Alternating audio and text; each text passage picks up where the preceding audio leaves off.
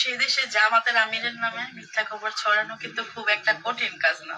না মানে ফেসবুকে একটা খবর ছড়াইছিল যে আসসালামু আলাইকুম, শুভরাত্রি।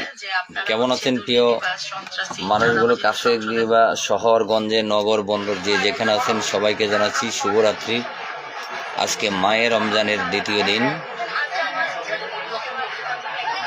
মহান আল্লাহ তাআলা যেন আমাদের সবাইকে মাফ করে দেয় এবং সুন্দর জীবন যাপন করেন এই প্রত্যাশা রইল।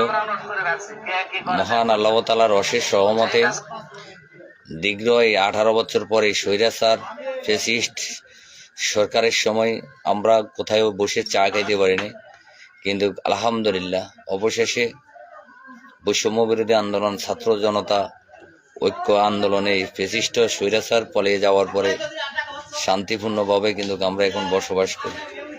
তবে আমাদের প্রধানমন্ত্রী তারুণ্যের অহংকার দেশনায়ক তারেক রহমান বলেছিলেন,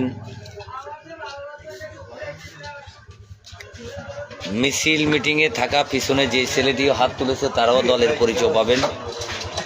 এই আদর্শ, এই কথা লালন করে বাংলাদেশের আনাচে কোনাচে অনেক যুবক ভাই কিন্তু আজও রয়ে গেছেন। কিন্তু এই আসনের অভিভাবক আমাদের মাননীয় মন্ত্রী মেজর অপসর হাফিজ উদ্দিন আহমেদ বীর বিক্রম সাহেবের কাছে বিনীতভাবে অনুরোধ করতেছি, 5 আগস্টের পরে আমার জন্মস্থান ধুরিগড়নগর ইউনিয়ন আমরা দেখেছি কারা চাঁদাবাজি করেছিলেন, কারা হাইব্রিড করেছিলেন, কারা সন্ত্রাসী করেছেন, সব মোটামুটি সব কিছু তালিকা কিন্তু আমাদের কাছে আছে। যদিও এই দলটাকে ভালোবেসে বাংলাদেশের 64 জেলায়, পরে এই 64 জেলার ভিতরে ম্যাক্সিমাম অনেক কয়েকটা বাদ যাইতে পারে, সব জেলায় কিন্তু আন্দোলন সংগ্রাম করেছিলাম।